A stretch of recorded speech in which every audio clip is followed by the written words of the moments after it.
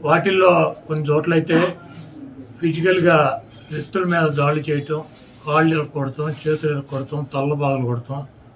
అదేవిధంగా ఈ గ్రామాల్లో కానీ ఇక్కడ కానీ మీరు ఉండకూడదని చెప్పి వార్నింగ్లు ఇవ్వటం అనేక రకాలుగా చేస్తున్నారు. వీటికి ప్రత్యక్ష సాక్షులు పోలీసులు దగ్గరుండి వాళ్ళు కొడతాంటే వీళ్ళు చూస్తూ నిలబడి ఎంజాయ్ చేస్తున్నారు. ఈరోజు మా దగ్గర పోలీసులు ప్రేక్షక పాత్ర వహించేటువంటి సన్నివేశాలు, తెలుగుదేశం పార్టీ అల్లరి మోకల్లో మా వాళ్ళ మీద దాడి చేస్తున్నటువంటి సన్నివేశాలు సీసీ ఫుటేజీలతో సహా, ఫోటోలతో సహా మా దగ్గర ఉన్నాయి. మేము ఎస్పీ గారికి కానీ లేదా లోకల్గా ఉన్నటువంటి పోలీస్ స్టేషన్లో కానీ కంప్లైంట్ ఇచ్చినా, ఒకవేళ మాకు ముందు సమాచారం ఉండి ఇట్లా గొడవ జరిగేటువంటి పరిస్థితి ఉందని చెప్పినా కూడా వాళ్ళు వచ్చి ప్రేక్షక పాత్ర వహించడం,